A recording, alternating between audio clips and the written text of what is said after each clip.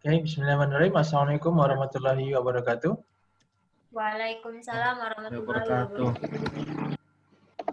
Good morning, everyone. Morning, Mister. sir. How are you today? Always fine. I'm fine. I was fine. Always fine. Okay, great to hear that. I'm so sorry. Where?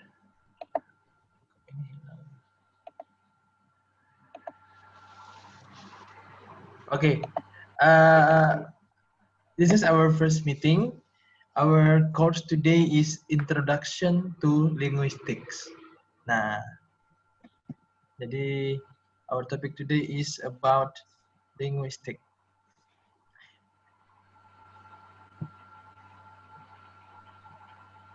Okay. Do you know linguistics? Yes. Yes, I know. What is linguistics? Wait. It's like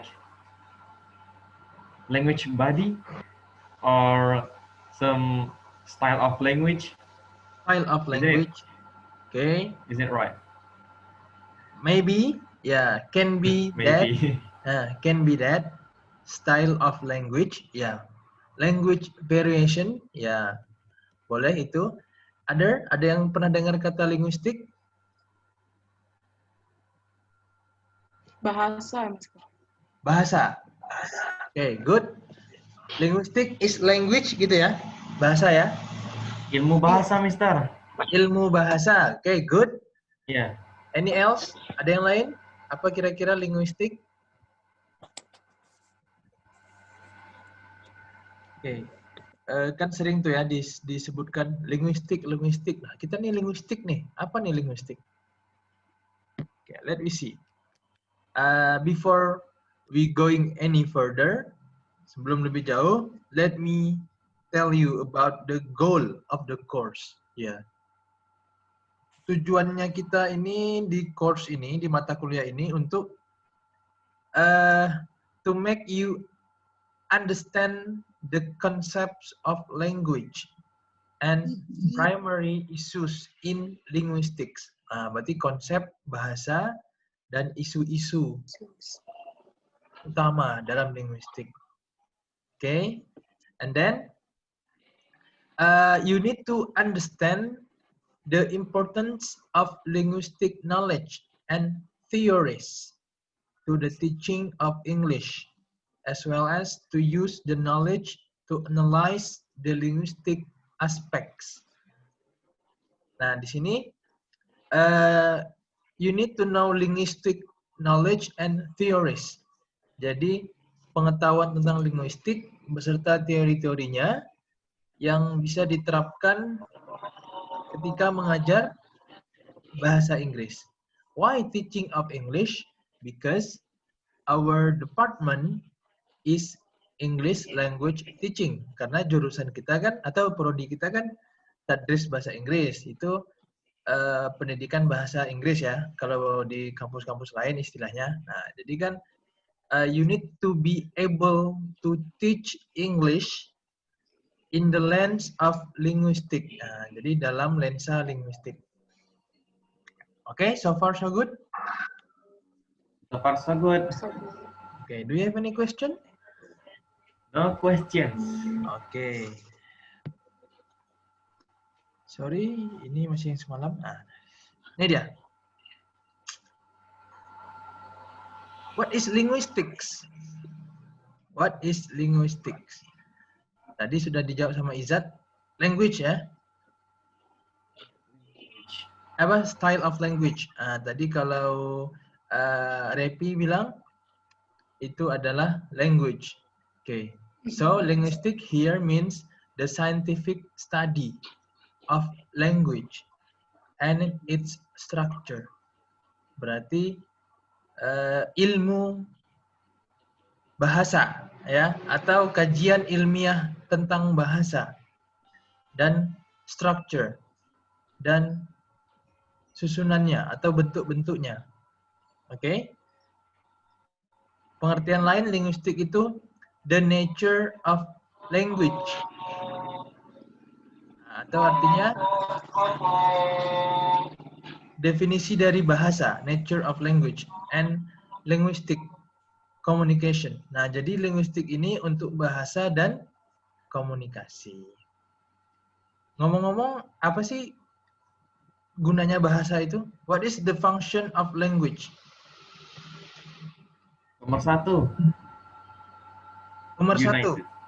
Uni. Nomor satu, oke.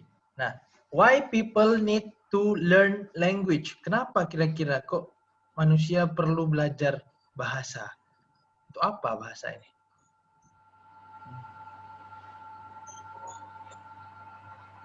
Izat bilang tadi pemersatu. Oke. Ya. Bagaimana pemersatu ini maksudnya? Karena pada zaman sekarang, bukan seperti zaman dulu lagi yang menggunakan bahasa isyarat. Pada zaman sekarang, manusia akan lebih mudah paham jika menggunakan bahasa yang sesuai dengan daerah mereka masing-masing. Itu berguna untuk menyokong kehidupan mereka dalam segala kehidupan kita. Oke.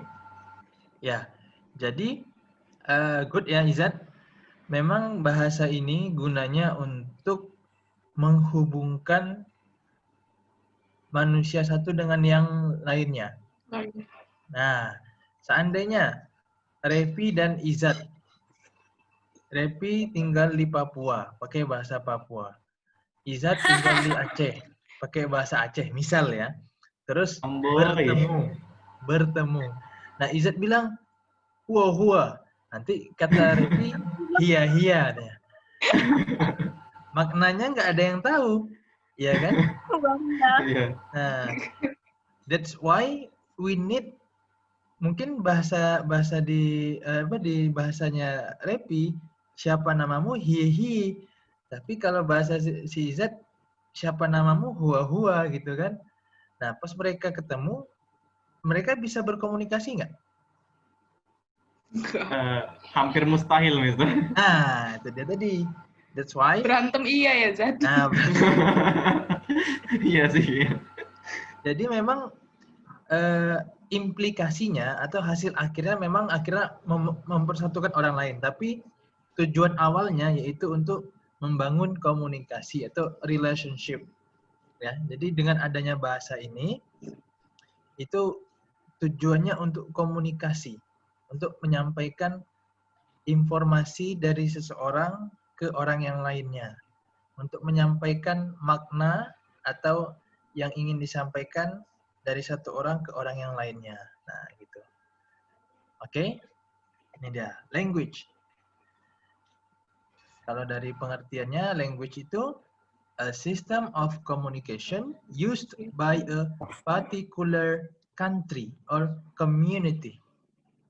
Sistem komunikasi yang digunakan oleh particular country. Particular ini tertentu, berarti negara tertentu atau komunitas tertentu. Contohnya di Indonesia. Nah, di negara Indonesia bahasa yang digunakan adalah Bahasa Indonesia. Bahasa Indonesia. Jadi sistem komunikasinya bahasa Indonesia. Contohnya Dablo di Dabo ya. Nah, bahasa yang dipakai di sana apa? Tahu. Ya, kalau di sana kan berarti bahasa komunitas. Nah, lingkupnya lebih kecil. Komunitas. Di sana bahasa Melayu. Ya udah, berarti bahasa Melayu yang ada sistem bahasa yang ada di sana. Contohnya Repi, misalnya Repi orang Jawa kan? Bapaknya Jawa. Oh, bapaknya Jawa. Anaknya apa? Batam. Oh. Anaknya Batam. Oke. Nah, itu tadi ya. Language fungsinya untuk itu. Selain itu, language ini juga sebagai identitas. Ya. Identitas country dan community. Jadi, dengan menggunakan bahasa Indonesia, kita telah menunjukkan, oh loh, ini loh, saya dari Indonesia. That's why I use Indonesian. Nah, Indonesian language. Oke? Okay. So far so good? So far so good. Ya. Nah, dalam bahasa, in a language itu ada 3 aspek penting. Pertama itu sound. Apa sound? Suara. Suara, bunyi. Ya. Selanjutnya ada structure. Ada bentuk atau struktur atau rumusan. Nah, structure. Baru meaning, makna. Maknanya apa? Jadi satu bahasa mesti ada bunyi kan? Misalnya kita mau bilang bisa, ya bunyinya bisa. Strukturnya bagaimana? Ada huruf B, I, S, dan A. Nah, meaningnya, maknanya bisa ya artinya mampu, dapat. Nah, itu meaningnya. Oke? Nah, di dalam ilmu linguistik itu besarnya, jadi ada beberapa cabang-cabang keilmuan lagi atau cabang-cabang disiplin ilmu yang membahas tentang linguistik. Nah, di dalam linguistik itu ini sudah dipelajari kemarin ya, speaking and phonology, ada ya? Ada nggak dipelajari di semester yang lalu? Lupa. Nggak ada? Belum ya, Mister? Nah, jadi dalam bahasa itu ilmu yang mempelajari bunyi namanya fonologi. Fonologi. Ya, ilmu yang mempelajari bunyi. Contohnya kalau bunyi apa tuh? Bedanya bunyi beach dan beach. Nah, itu di fonologi. Selanjutnya ada phonetics. Nah, itu juga berhubungan dengan bunyi, cara membaca. Misalnya kita melihat kamus. Di kamus itu satu misalnya kata able, ada able tulisannya ABLE kan. Terus di sebelahnya ada garis miring able, cara membacanya. Nah, tulisan cara membaca itu disebut dengan phonetics. Gitu ya. Nah, baru dalam ilmu structure, maksudnya dalam kajian bentuk dan strukturnya. Dalam ilmu linguistik itu ada namanya morfologi. Morfologi ini asal-usulnya atau levelnya level kata. Jadi untuk membahas kata, bagaimana kata itu terbentuk. Nah, itu morfologi. Nanti akan ada dipelajari di semester 4 ya, kalau tidak salah. Baru sintaks. Sintaks ini dari kata, dia ada level di atasnya lagi berbentuk sintaks ini untuk di level klausa dan sentences. Nah, clause dan sentence, ya, clause dan kalimat. Nah, dalam level klausa dan kalimat.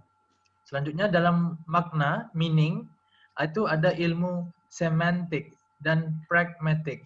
Semantik ini makna yang tertulis, makna yang dalam kata itu ya sesuai dengan yang tertulis. Contohnya, ini begini ya. Contohnya hari hujan. Hari hujan, di luar hujan. Terus saya bilang sama Izat, Izat, tutup pintunya, hari hujan. Nah gitu. Atau Izat, saya kedinginan. Nah, tutup pintunya. Berarti si Izat melaksanakan apa yang saya katakan kan, tutup pintunya, tutup. Nah, itu langsung jelas apa yang dikatakan memang maknanya sesuai dengan katanya. Tapi ada juga makna kiasan yang tidak terlihat. Contohnya, kita lagi di ruangan, AC-nya mati, kipasnya mati. Saya lagi ngajar, terus saya bilang sama Izat, Izat, kok saya panas ya? Kok terasa gerah ya? Nah, jadi maknanya bukan saya bilang ke Izat saya ini gerah, terus Izat mau ngapain itu, tapi maknanya Izat kamu harus cari sesuatu supaya saya tidak gerah gitu, entah hidupkan AC, entah hidupkan kipas. Nah, maksudnya gitu. Nah, itu namanya pragmatik. makna yang di luar dari makna yang tertulis. Nah, meaning beyond the sentence. Jadi makna di luar kalimat. Oke? Nah, itu ilmu-ilmunya. Jadi ada banyak sebenarnya. Ada linguistik atau bahasa yang berhubungan dengan psikologi. Itu namanya psikolinguistik. Bahasa yang berhubungan dengan ilmu sosial budaya. Itu namanya sosiolinguistik. Nah, ada banyak kajiannya. Terus Mister, kalau kita apa yang pas? Nah, jadi kalau dulu waktu saya kuliah S1, ini dipelajari semua nih. Fonologi, phonetics, morfologi, sintaks, semantik, pragmatik, sampai ke diskurs dipelajari semua. Nanti kita juga dipelajari semua, cuman bertahap aja. Namun yang di sekarang ini, yang saya tekankan adalah bagaimana kita menerapkan ilmu linguistik ini di dalam dunia pendidikan. Karena kita ini kan akan menjadi praktisi pendidikan, ya kan? Praktisi itu maknanya luas. Bisa menjadi guru, bisa. Bisa menjadi yang mengembangkan bahan ajar, bisa. Terus bisa juga sebagai yang melakukan peneliti, bisa. Nah, jadi luas maknanya. Ya, praktisi pendidikan. Nah, ini nih branches of linguistics. Cabang-cabang linguistik. Dari yang paling kecil, phonetics. Baru ada phonology, morphology, syntax, semantics. Nah, baru tadi pragmatics dan discourse yang terakhir. Oke, sejauh ini ada yang mau ditanyakan? Tidak ada, Ustaz. Aman ya. Ini kita kena introduction, masih pengenalan. Ini yang akan kita pelajari selama 1 semester. Educational linguistics. Bagaimana menerapkan linguistik di dunia, di konteks pendidikan. Nanti kita, Mister, cuman 6 topik aja. Iya, cuman 6 topik besar. Tapi nanti masing-masing satu topiknya kita bikin 2 kali pertemuan. Karena ini luas cakupannya. Oke, ada language ecology and education. Apa ini maksudnya, Mister? Nah, jadi bagaimana lingkungan orang di mana itu tinggal mempengaruhi bahasanya. Ya kan? Contohnya, Repi tinggal di Batam. Tinggalnya di daerah yang urban, maksudnya daerah yang kota. Sama nggak dengan orang yang tinggal di Batam yang di daerah pinggiran? Bahasanya pasti beda, ya nggak? Ya. Iya. Mungkin dari bahasa, dari pilihan kata, pilihan bahasa. Nah, itu kan beda. Nah, itu namanya language ecology. Jadi bagaimana lingkungan mempengaruhi bahasa. Nanti akan kita pelajari. Selanjutnya, language education policy and management. Nah, bagaimana peraturan tentang bahasa mempengaruhi kualitas bahasa dari siswa atau mahasiswa. Nah, jadi kira-kira ada nggak pengaruhnya? Nanti akan kita lihat. Selanjutnya ada linguistically and culturally responsive education.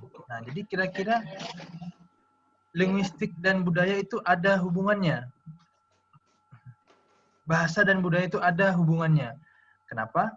Karena budaya itu biasanya dilestarikan melalui bahasa. Nah, gitu ya. Selanjutnya ada literacy development. Ini pengembangan literasi. Literasi itu banyak. Literasi itu bukan hanya kemampuan untuk membaca, tapi literasi itu bagaimana bisa memahami teks. Teks itu bisa berbentuk verbal atau visual.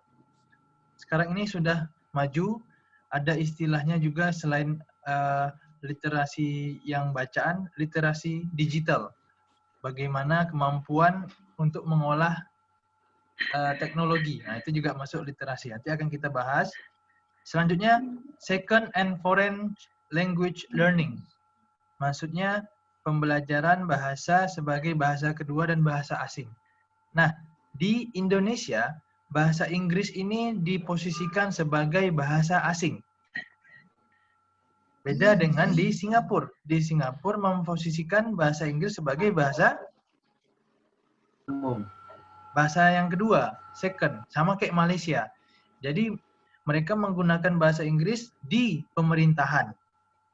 Nah, jadi bahasa yang digunakannya bahasa Inggris dan bahasa Melayu. Jadi bahasa formalnya. Sedangkan di kita, coba misalnya Izzat belanja ke supermarket pakai bahasa Inggris. Ada nggak yang ngelayan? Nggak ada. Setengah-setengah ya, Mister. Itu pun kalau ada yang paham. Jadi memang di negara kita bahasa Inggris posisinya sebagai bahasa asing. Jadi cuma dipelajari di level sekolah aja, di level konteks pendidikan, tidak di kehidupan umum. Nah, itu maksudnya ya. Nanti akan kita pelajari contoh-contoh kasusnya bagaimana. Selanjutnya, bahasa ini juga untuk menguji dan mengukur. Nah, bagaimana sih cara melihat bahasa untuk menguji dan mengukur? Nah, kira-kira bahasa-bahasa yang digunakan untuk di ujian-ujian di sekolah itu udah bagus atau belum? Udah sesuai atau belum? Nah, itu. Ini topik yang akan kita pelajari selama 1 semester. Mister harapkan dari sini nanti kita akan mengkaji beberapa teori dan juga contoh-contoh kasusnya. Jadi nanti ini bisa menjadi sumber inspirasi ketika ingin membuat skripsi. Nah, jadi mungkin dari sekarang udah ada gambaran skripsinya gimana? Ada, Mister. Udah ada? Ya ada. Oh, Izzat udah ada. Apa tuh, Zat? Yang paling kuat di pikiran saya itu tentang sulit enggaknya bahasa Inggris terhadap apa? Maksudnya kalau bahasa informalnya itu sesusah apa sih untuk belajar bahasa Inggris gitu? Kalau bahasa informalnya gitu. Sesusah apa sih belajar bahasa Inggris? Nah, emang susah kan? Ya, tergantung orangnya sih menurut saya, Mister. Okay. So, what is your main point of the research? Kira-kira Izzat mau lihat apanya? Sesusah apanya nih? Level kesulitannya gitu? Kalau dari itu sih mungkin dari pemahaman mereka dalam mempelajari dasar-dasar bahasa Inggris gitu loh. Oh, Ya, caranya bahasa-bahasa berarti. umumnya gitu. Ya. Cara yang digunakan oleh siswa kebanyakan selama ini bagaimana dalam belajar bahasa Inggris gitu ya? Iya, gitu, kurang lebih gitu. Nah, jadi itu maksudnya bisa di language education management. Nah, bagaimana bahasa itu diatur atau di manage di level sekolah atau di level rumah. Nah, kira-kira bisa membantu siswa nggak? Nah, gitu. Oke? Jadi nanti akan banyak contoh-contohnya, kita akan pelajari itu. Karena ini dari sekarang sebenarnya udah harus ini dipikirkan. Udah ada belum baca-baca penelitian skripsi ini di internet? Belum, Mister. Ya, karena kalian seniornya nggak ada. Jadi ini ya yang menjadi contoh ya kalian-kalian ini gitu kan. Ya nggak, Repi? Iya, Mister. Nah, Dablo. Nah, nanti Dablo mau carinya kemana? Karena seniornya nggak ada kan. Otomatis harus dipikirkan sendiri. Nah, jadi dari sekarang inilah kita lihat. Kalau mau lihat contoh dari kampus lain boleh, Mister? Boleh. Boleh dilihat-lihat. Kira-kira bagaimana sih maksudnya? Skripsinya apa sih maksudnya? Nanti makanya di academic writing, Mister akan mengenalkan cara mencari sumber terpercaya, navigating resources itu. Nanti ada kaitannya juga dengan ini. Jadi kalau bisa pembelajaran linguistik ini, educational linguistik ini nggak hanya ilmunya aja, tapi kalau bisa kalian bisa melihat juga, oh ternyata bahasa tuh bisa dalam bentuk ini loh penelitian-penelitiannya gitu. Oh ternyata bahasa ada hubungannya loh dengan budaya, nah, gitu ya. Percaya nggak kira-kira ada nggak hubungan bahasa dengan budaya? Ada, Mister. Nah, Percaya. coba ya kita cek ya. Ada contoh kasus. Nah, menurut Anda, which one is correct to you? Number 1 or number 2? Kalau saya tergantung situasi, Mister. Nah, kalau menurut Izzat yang benar yang mana? Number 1 atau number 2? Biasanya sih nomor 2 saya rasa. Jadi yang harusnya yang menyapu itu laki-laki gitu ya? Tunggu, posisi tangannya atau jenis kelaminnya, Mister? Oh bukan, enggak gini. Yang Oh, menyapu bagusnya laki-laki atau perempuan gitu? oh, Kalau biasanya kan dia kanan perempuan atau sih yang nyapu. gitu. Kalau menurut Repi? Perempuan, Mister. Cuma ini sapunya apa kayak mana? Saya bingung Nah. ini milih sapunya apa kayak mana.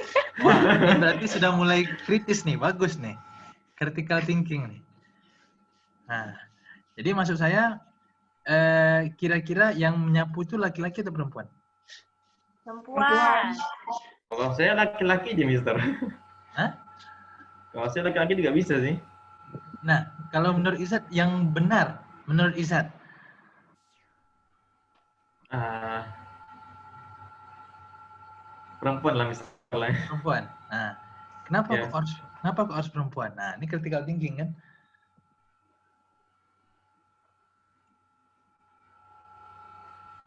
Karena perempuan kerjanya di rumah. Ah, perempuan kerjanya di rumah. Juga yang kantor, Kak. Kalau dapur, gimana? Sebenarnya sih dua-dua bisa kok, Sar. Ah, dua-duanya bisa. Nah, Iya. ini disadari atau tidak, ini nih adalah bagian dari budaya. Nah, ini juga bagian dari ilmu linguistik, bahasa ini. Bahasanya apa nih, Mister? Karena dulu ketika kita dari kecil, buku-buku yang kita lihat, buku-buku apapun itu, selalu wanita digambarkan yang menyapu. Jadi itu Ya. akhirnya istilahnya mendoktrin atau membuat paradigma kalian bahwa yang nyapu itu sebenarnya ya perempuan. Tapi kalau kita lihat dari situasi dan kondisi sekarang ini, kan nggak harus perempuan, laki-laki juga boleh. Nah, itu kalau dikaji-kaji memang sudah menjadi membudaya. Jadi ilmu-ilmu kebiasaan yang sudah jadi membudaya. Nah, itu bisa dikaji, bisa jadi skripsi. Ya, karena itu tesis saya itu. Dulu waktu saya S2, saya mengkaji buku bahasa Inggris yang dipakai sama anak-anak SMA yang ada di Semarang. Nah, saya lihat gendernya. Nah, ternyata benar memang. Yang apa kata Repi bilang tadi, seluruh buku mengajarkan bahwa perempuan itu kerjanya di rumah. Iya. Nah, perempuan itu nyuci piring, perempuan itu nyuci baju, perempuan itu nyapu. Nah, jadi perempuan nggak boleh kerja di luar. Nggak boleh perempuan santai-santai. Nggak boleh kalau laki-laki yang nyuci piring. Ya kan? Kalau kita pikir-pikir kan. Nah, perempuan ini tidak merasa tertindas. Seperti itu kan. Ya, mereka punya double job jadinya. Double job. Kadang-kadang apalagi perempuan yang sambil kerja. Ya kan? Dia harus kerja, dia harus ngurusin rumah, dia harus ngurusin anak. Terus kalau yang laki-lakinya kerja tok aja gitu kan. Nah, itu kan hal itu semua ada di dalam buku yang kita pelajari dari SD sampai SMA. Bahkan sampai kuliah pun juga itu. Nah, itu bisa jadi topik penelitian. Itulah hubungannya linguistik dan culture. Ya. Jadi linguistik itu, bahasa itu luas. Nggak hanya yang verbal. Bisa juga yang visual, gambar. Gambar ini juga bahasa kan? Nah, bisa memunculkan komunikasi. Oke, selanjutnya. Nah, ini. Mana yang tepat? Number 2 or number 1? Number 2. Nah, number 2. Dua-duanya, Sar.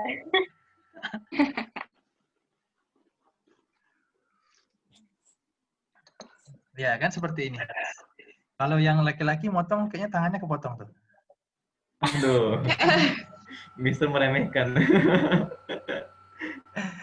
Nah, ya, kan kalau sekarang kan di TV udah banyak juga yang save-nya yang laki-laki. Nah, itu tadi ya. So, language is powerful, ya. Bahasa itu sangat punya kekuatan untuk influence people, untuk mempengaruhi orang-orang. Jadi tanpa kita sadari, dulu kita sering baca, lihat gambar. Nah, bagaimana kalau ya perempuan di rumah, perempuan harus pandai masak, misalnya begitu. Nah, kalau laki-laki jadi polisi, gitu ya. Kalau perempuan jadi apa? Pembantu. Keluhan. Bukan pembantu. Membantu. Kalau perempuan jadi guru kalau mau kerja. Kalau laki-laki jadi polisi, jadi tentara. Tapi kan itu sudah berubah ya. Jadi orang bebas. Ya, kesetaraan gender itu sudah digaungkan. Jadi posisi pekerjaan itu berdasarkan kompetensi, bukan berdasarkan seksnya lagi atau jenis kelamin. Oke. Itu saya sedang menulis buku itu sekarang soalnya. Nanti bisa dipakai untuk ini kalian kalau ingin meneliti tentang gender pada buku ajar. Ya, next. Oke. Nah, coba. Indonesia consists of many languages. Do you think that geographical aspect influences people to learn English? Nah, coba kira-kira ada yang ingin menyampaikan. Tadi kan bahasa dan budaya. Sekarang kira-kira kalau letak geografis ada pengaruhnya nggak? Ada, Sir. Nah, coba Dablo. Misalnya Kak Revi kan dari Batam. Terus tiba-tiba dia pindahnya ke tempat saya, misalnya ke Dabo. Jadi mungkin otomatis Kak Revi lama-kelamaan di sana tuh mengikuti bahasa di sana gitu. Jadi pakai bahasa Melayu Dabo gitu. Jadi kalau misalnya bahasa itu berpengaruh sama tempatnya, walaupun bukan asli sana sih, menurut Dablo kayak gitu. Oke. Nah, itu kan kalau dia ini ya, to learn Malay berarti ya, mempelajari bahasa Melayu ya. Oke, good. Tapi konteksnya di sini Mister mau nanya, kalau ada nggak pengaruhnya kalau untuk belajar bahasa Inggris? Kira-kira Dablo yang dari Lingga, Repian dari Batam, Izzat dari mana, Zat? Kan Batam juga, Mister. Batam juga ya. Kirain dari Papua tadi kan. Dari Aceh ya. Nah, kira-kira ada nggak sih bedanya pengaruhnya? Kalau menurut kalian? Bagi saya ada, Mister. Kenapa? Lebih ke kalau dari sisi geografis sih mungkin dari dukungan ke lingkungan gitu, Mister. Oke. Dukungan lingkungan. Iya, bisa jadi mungkin kalau secara logika mungkin daerah sini mungkin karena belum ada pengajarnya atau mungkin nggak ada yang menyokong mereka untuk belajar. Begitupun daerahnya yang sulit dijangkau gitu karena berada di tempat yang jauh atau gimana gitu. Gitu sih mungkin, Mister. Oh, oke. Berarti environment-nya ya, ekologi tadi ya. Iya. Language ecology, berarti lingkungannya. Oke, kalau yang lain kira-kira ada ini? Repi? Kalau saya sih sama kayak Dablo, Mister. Nah, gimana? Ya kalau misalnya kita pindah ke suatu tempat, kita misalnya kayak bahasa orang Jawa, bahasa Jawa, pindah ke Aceh, lama nempat di situ bahasanya berubah jadi ngikut bahasa sana sih, Mister. Nah, kira-kira kalau orang itu belajar bahasa Inggris, kesulitan nggak kira-kira? Kalau belajar bahasa Inggris, kalau misalnya kayak emang dari sekolahnya udah ada sih kayaknya enggak, Mister. Apalagi kalau misalnya yang tinggalnya di deket-deket kayak yang sering banyak turis, kayak Bali kayak gitu. Itu mesti bakalan bisa sendirinya sih, karena setiap hari ketemu kayak turis, mau belajar nggak belajar, tapi kan kayak kalau ketemu orang asing harus bisa. Masa tanya orang situ bengong. Nggak nangkep nanti. Oke, berarti memang interaksi sosial ya? Iya. Gimana, Dablo? Kalau Dablo kan di kampung tuh kan kalau selama sekolah tuh kan belajar bahasa Inggris tuh minim kali. Kadang kalau 1 minggu tuh cuma 1 kali pertemuan bahasa Inggris. Terus tenaga guru-gurunya juga gimana ya Sir ngajarnya tuh ya udah yang biasa-biasa aja gitu. Karena mereka tahu kalau di kampung itu kan mungkin anak-anak kesusahan belajar bahasa Inggris. Terus jadi pas sampai di sini pas masuk kampus baru kayak gitu. Oh, berarti bahasa di kota belajar bahasa Inggrisnya lebih luas gitu. Nggak kayak di kampung gitu. Kalau di kampung kan minim. Jadi mungkin letak tergantung juga ya, kampung sama kota gitu.